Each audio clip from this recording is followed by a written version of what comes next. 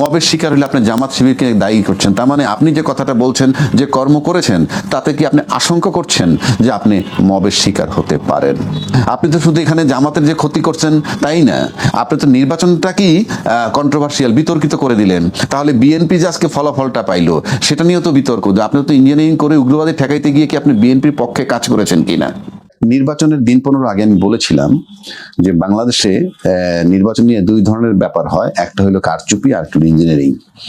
এবং মানুষ এই কারচুপি আর ইঞ্জিনিয়ারিং কথাটাকে গুলিয়ে ফেলে।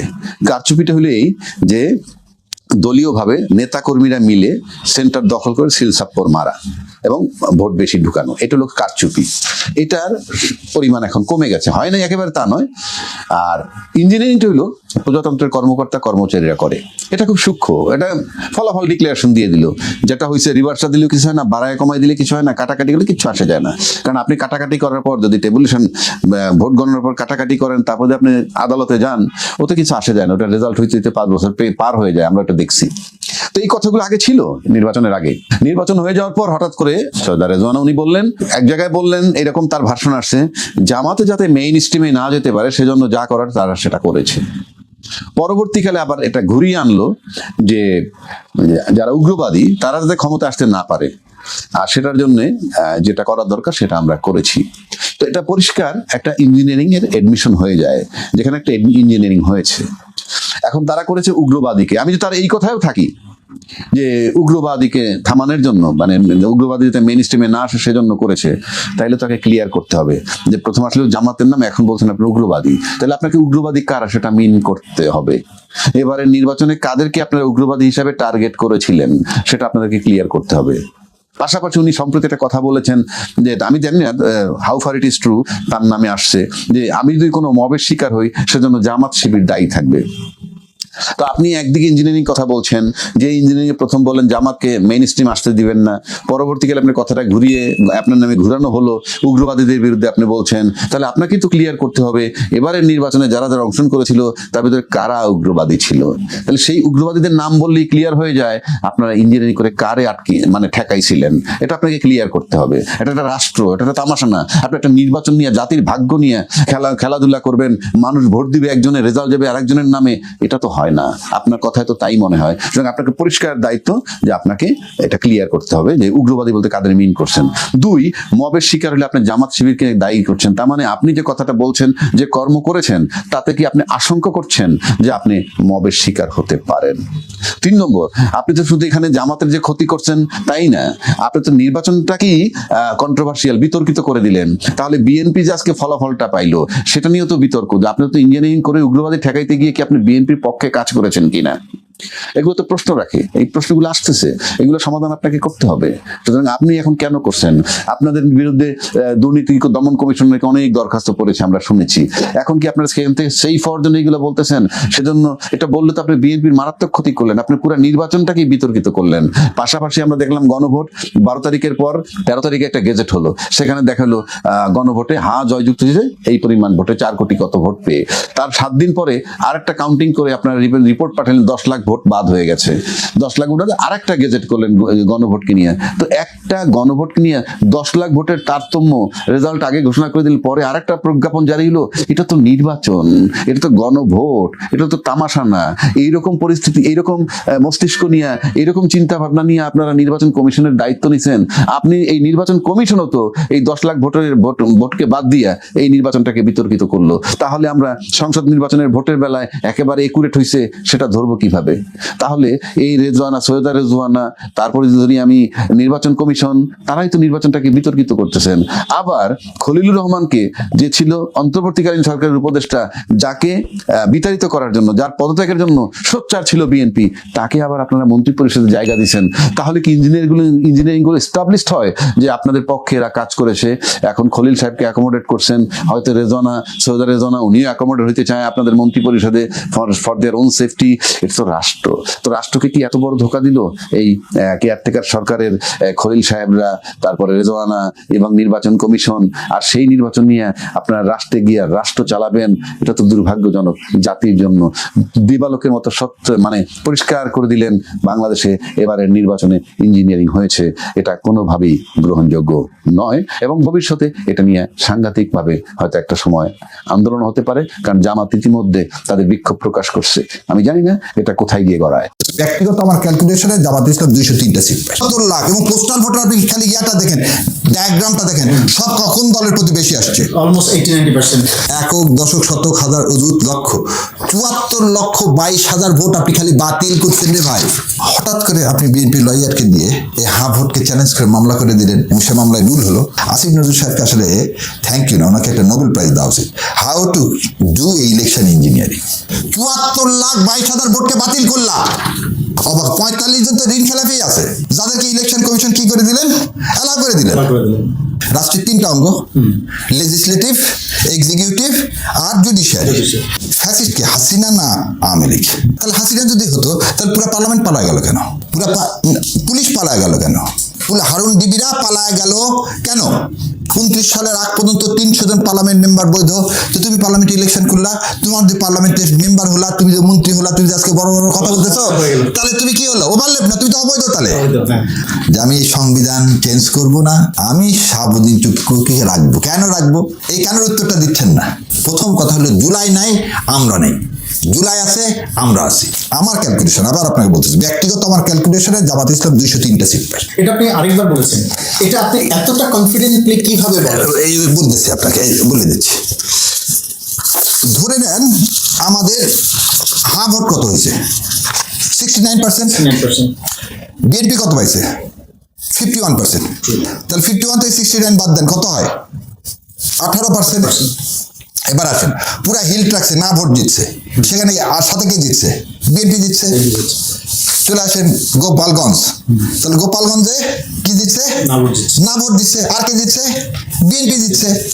তাহলে আমরা যেটা কথা প্রথম থেকে আমি বলে আসছিলাম যে সারাদিন দেখবেন ভোট ঠিক মতো হচ্ছে, যা হওয়ার হবে হচ্ছে ভোটের গণনাকালীন সময়। আমার যতগুলো ভিডিও আছে আপনি দেখবেন ইলেকশন ইঞ্জিনিয়ারিং নিয়ে আমি সবসময় এই কথা বলে গেছি, এবং এই ইলেকশনটা হবে 2008-এর আঙ্গিকে। কেন বললাম আপনার এই 203টা জামাত ইসলাম পাবে? জামাত ইসলাম আসন পাইলো কয়টা? 78টা। 68। সেটা কি দলগত ভাবে?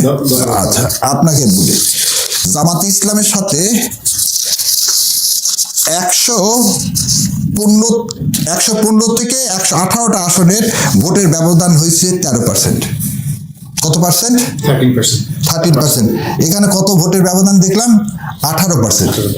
তাহলে এই 18% যে ভোটটা আছে, এই ভোট তো পাইলে 51%। তাহলে এই 18% তো আমার 39-এর সাথে যোগ হওয়ার কথা, কারণ এই 18% যারা দিছে তারা তো আমাকে ভোট দিছে না, যুক্তিকভাবে তাই তো আসতেছে ক্যালকুলেশনে।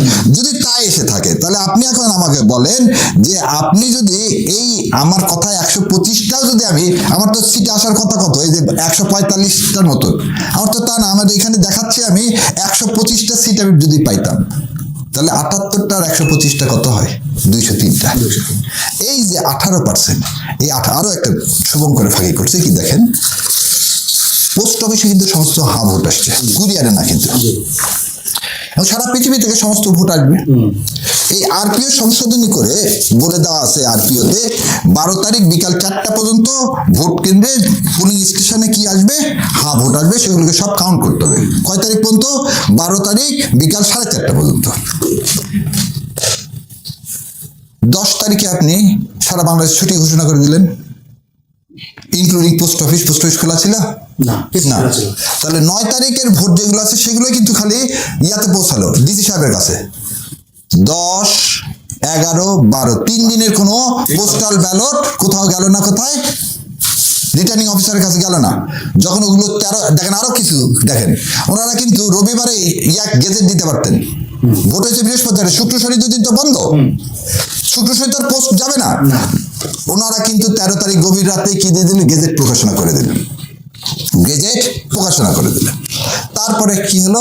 রবিবারে যখন ভোট এগুলো আসলো, তখন সব ভোট কি করে দিলেন? আপনি বাতিল করে দিলেন। একক দশক শতক হাজার অযুত লক্ষ 74,22,000 ভোট আপনি খালি বাতিল করছেন রে ভাই। এটা বাতিল কেন করলো? বিকজ হচ্ছে আপনার টাইমটাকে টাইমের 12 তারিখে 4:30টার পর যে এই ভোটগুলো আসলো, তো রাষ্ট্রই তো এটা আয়োজক, তো এটা দায়ভার কার? ওই যে সেজন্য ওই যে আল্লাহ কি বলছে যে আমি তোমাকে দিয়ে ফাঁস করাই দিব, রেজা না আপা বলে দিছে, আমাকে বলতে হয়নি। না, কিন্তু এটা তো হচ্ছে আমরা কি বলে আলাপের মিশ্রতা আছে, কিন্তু বিষয়টা হচ্ছে একজন লিগ্যাল এক্সপার্ট হিসেবে আমি আপনাকে এটা বলতেছি, এটাকে যে চ্যালেঞ্জ করবেন আপনার সবচেয়ে বড় সমস্যাটা কোন জায়গায়? যেমন আরপিওতে আছে 6 মাসের মধ্যে ইলেকশন পিটিশন শেষ করা। বাংলাদেশ ইতিহাসে 6 মাস না 5 বছরের ইলেকশন পিটিশন শেষ হয় না, এর মধ্যে তো টাইমে চলে যাবে। আপনি যে এই না ভোট বলতেছে বাতিল, কিন্তু ভোট 74 লাখ ভোট। আপনি এটা দেখেন 74 লাখ ভোট এবং পোস্টাল ভোট আপনি 74 লাখ, এবং সেটা কিন্তু পোস্টাল ভোট রে ভাই, এমনি ভোট না, এটা কিন্তু postal vote. So postal vote 74 lakh, এবং পোস্টাল ভোটের আপনি খালি ইয়াটা দেখেন, ডায়াগ্রামটা দেখেন, সব কোন দলের প্রতি বেশি আসছে? অলমোস্ট 80-90%। আপনি 74 লাখ ভোট যদি ধরেন, আমার তেমনি 10% হয়ে যাচ্ছে রে ভাই। তাহলে 10% দিলে তো আমি 125টা ভোট, 125টা সিট আমি কনফার্ম। আচ্ছা, তাহলে এখানে আমরা আসি, তাহলে এটা লিগ্যাল ভাবে যদি আপনারা যদি যান, তাহলে এটা কোন দিকে যেতে পারে? আচ্ছা, এবার আপনাকে বলি লিগ্যাল ভাবে। এখানে আমরা বলছি জুলাই সনদ। দেখেন আজকে জুলাই গণভোট হয়ে গেল, গণভোটের পক্ষে একদিন তারেক সাহেব বললে তো একদিন বলছে মাননীয় প্রধানমন্ত্রী। হঠাৎ করে আপনি বিএনপির লয়ারকে দিয়ে এই ভোটকে চ্যালেঞ্জ করে মামলা করে দিলেন, এবং সে মামলায় রুল হলো কেন? তার মানে আপনি আবার সে আগেকার মতো করে কি করতেছেন? এখানে আপনাকে একটু দুটো কথা বলি। আমি ভোটের আগে জিজ্ঞাসা করছিলাম যে খলিল সাহেব হঠাৎ করে কাউকে না জানায় ইন্ডিয়া কেন সফরে গেলেন ভোটের আগে? আজ পর্যন্ত কিন্তু এর জবাব পাইনি। এর জবাব আল্লাহ দিয়ে দিলেন। খলিল সাহেব বাংলাদেশের পররাষ্ট্রমন্ত্রী হয়ে গেলেন। খলিল সাহেব বাংলাদেশে পররাষ্ট্রমন্ত্রী। ভোটের আগে আমি বলে দিয়েছি যে 4:30 পর্যন্ত আপনি এবারে কোনো পুকুরে ব্যালট বাক্স পাবেন না। কোনো কেন্দ্র দেখবেন দখল করতে চাইছে, সেখানে সেনাবাহিনী, আমাদের গর্বিত সেনাবাহিনী সেটা প্রতিরোধ করবে। মাস কোনো গোলাগুলি, মারামারি, খুন খারাপি কিচ্ছু হবে না। সারাদিন আপনি কোথাও একটা হত্যাকাণ্ডও দেখেননি বাংলাদেশ। না, এটা পিসফুল কমপ্লিটলি। একদম মানুষ তার ভোট দিয়ে গেছে। আমি আমার ভোট দিতে পেরেছি। আপনি ভোট দিয়েছে, খুব কম লোক বছর ভোট দিতে পারেনি এরকম কেউ নাই। কিছু কেস স্টাডি আছে, দ্যাটস ডিফারেন্ট ইস্যু। সেটা minor is not an example. তাহলে আপনি ম্যাক্সিমাম একটা এত বৃহৎ একটা দেশে 12 কোটির মতো ভোটারে আপনি ওইগুলোকে বাদ দেন। আপনি দেখেন কি করলেন আপনি আইনের মাধ্যমে। আমরা আইনের লোক তো, ওই জন্য বলতেছি আসিফ নজরুল সাহেবকে আসলে থ্যাংক ইউ না, ওনাকে একটা নোবেল প্রাইজ দেওয়া উচিত। How to do election engineering, কেন এই কথা বললাম? উনি এই যে শুভঙ্করের ফাঁকি, উনি বলেন যে 12 তারিখ 4টা পর্যন্ত কি আসবে? পোস্টাল ভোট আসবে। আর বন্ধ করে দিলেন কয় তারিখে? 10 তারিখে। এবং কি করে দিলেন? ওই পোস্ট অফিস কিন্তু ওর মধ্যে রাখলেন না। উনি খুব ভালো, উনি আইনের টিচার, উনি জানেন লিমসে এই কেসে আসছে যে when it is posted, postal rule মানে কি? পোস্ট করার সাথে সাথে ধরে নিতে হবে ইট ইজ অ্যাকসেপ্টেড। তাহলে পোস্ট তো করছে রে বাবা, পোস্ট করছে 12 তারিখের আগে না পরে, তুমি সেটা দেখবা। কখন পৌঁছাইছে সেটা তো দেখবা না, কিন্তু তুমি তো পৌঁছানোর উপর ভিত্তি করে 74 লাখ 22,000 ভোটকে বাতিল করলা। যেমন ইউকেতে হোম অফিসে রয়্যাল মেলের সিল থাকলেই হবে, পৌঁছাইলো। আরে আপনি ওইখানে যাচ্ছেন, আপনি যে ডুয়েল সিটিজেনশিপের যারা করছে, অ্যাপ্লিকেশন করেছে, তাদেরটা কি বলছে? আমি অ্যাপ্লিকেশন করে দিছি, আমি রিনাউন্সিয়েশন করেছি, আমার পক্ষে যা করা সম্ভব আমি সব করে দিছি। এখন তাদের ব্যাপার, তারা কয়দিন নেবে।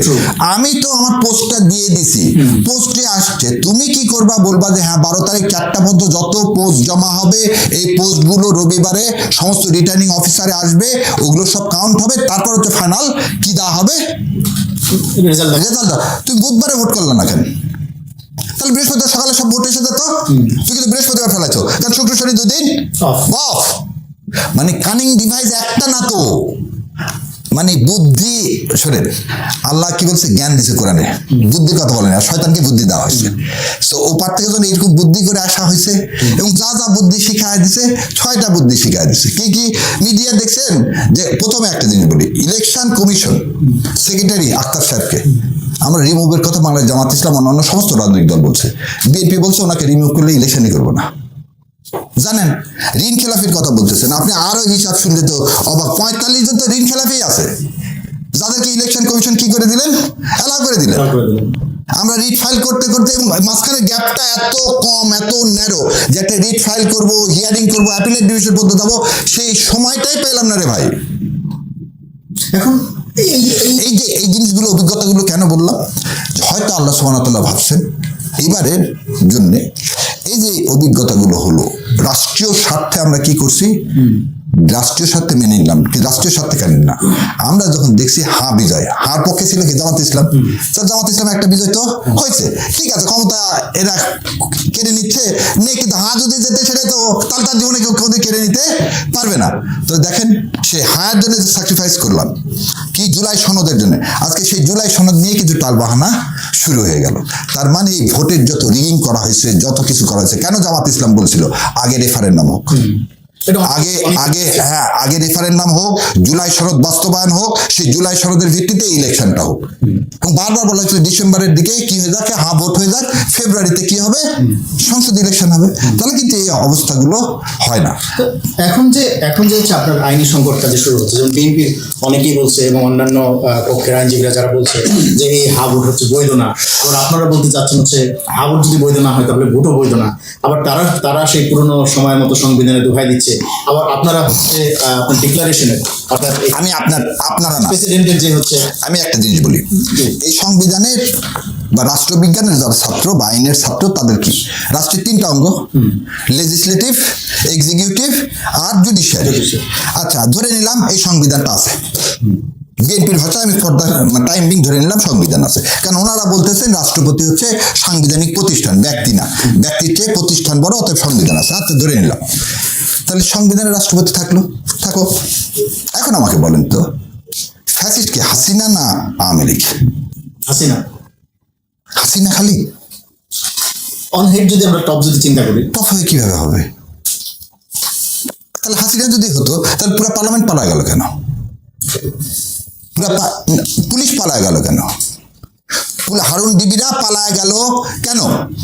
টোটাল সিস্টেমটাই হচ্ছে ফ্যাসিস্ট সিস্টেম। তাহলে টোটাল সিস্টেমটাই ফ্যাসিস্ট সিস্টেম। তাহলে খালি হাসিনা না, ব্যক্তি না, তাহলে সেই ফ্যাসিস্টের জন্ম কোথা থেকে হয়েছে? এই কনস্টিটিউশন থেকে। যে কনস্টিটিউশন ফ্যাসিস্টের জন্ম দেয়, সে কনস্টিটিউশন থেকে, তাহলে প্রথম কথা এই কনস্টিটিউশন হচ্ছে ফ্যাসিস্টের জনক। এবার আপনাকে বলে দিই, ধরে নিলাম তর্কের খাতিরে, আপনার প্রথম কথা ধরে নাও হাসিনা খালি কি ফ্যাসিস্ট, তাহলে হাসিনাকে তুমি বের করে দাও, তাহলে ওই পার্লামেন্টের যতগুলো মেম্বার ছিল তাহলে তারা বৈধ। তাহলে ওই পার্লামেন্টের মেয়াদ শেষ হবে কবে? 2029 সালে। 29 সালের আগ পর্যন্ত 300 জন পার্লামেন্ট মেম্বার বৈধ। তো তুমি পার্লামেন্টে ইলেকশন করলা, তোমার যে পার্লামেন্টের মেম্বার হলা, তুমি যে মন্ত্রী হলা, তুমি আজকে বড় বড় কথা বলতেছো, তাহলে তুমি কি হলো? ওভারল্যাপ না, তুমি তো অবৈধ। তাহলে আচ্ছা, এবার আসেন, বলছি থার্ড অর্গান কি? বিচারপতি। তুমি প্রধান বিচারপতি সহ 6 জন বিচারপতিকে সরায় দিলা, তাহলে তাদেরকে ফিরাই নিয়ে আসো, কারণ তারা একটা অর্গান। তারপর কি আছে লাস্টে আরেকটা কি বলতেছে, তাহলে ডিপটি স্পিকার জেলের মধ্যে আছে না, তাহলে তাকে ফিরাই নিয়ে আসো। তুমি এক রাষ্ট্রপতিকে রাখতে চাচ্ছ কেন? এই কারণেই চাচ্ছ, কারণ তুমি তো ওখানে খত দিয়ে আসছো যে আমি এই সংবিধান চেঞ্জ করব না, আমি শাহাবুদ্দিন চুপ্পুকে রাখবো। কেন রাখবো? এই কেন উত্তরটা দিচ্ছেন না। কেন উত্তরটা হচ্ছে, ও পার্শ্ববর্তী দাদারা কখনোই চায় না এ দেশটা তাদের হাত থেকে বের হয়ে যাক, সেই জন্য তাদের লোক ওখানে দরকার। জিওপলিটিক্সে তো সব ক্ষমতাশীল তাই বলে, এবং একটা কত ভয়ঙ্কর, বিএনপি বুঝতে পারতেছে না। শাহাবুদ্দিন সাহেব কিন্তু কালকেই পারে এই পার্লামেন্ট ভেঙে দিতে। না, কিন্তু বিএনপির তো অনেক এক্সপার্টরা আছেন, তারা কেন এই বিষয়গুলিকে চেক এন্ড ব্যালেন্স করছে? ওই যে আপনি এখন এই কথা হলো যে আপনি তো খত দিয়ে আসছেন, জুলাই সনদ বাস্তবায়ন করবেন না বলে আপনাকে এই যে মেকানিজম করে মেজরিটি দেওয়া হলো, ওই মেকানিজমে তো জামাত ইসলাম যায়নি। জামাত ইসলাম তো কোনো মেকানিজম করে মানুষের ভোটের অধিকার কেড়ে নিবে না। আপনি যখন নিছেন, আপনি জুলাই সনদ বাস্তবায়ন করতে যাবেন, যদি করেন তাহলে ইন্ডিয়া ফেলে দিবে, আর জুলাই সনদ যদি বাস্তবায়ন না করেন তাহলে আমরা ফেলে দেবো।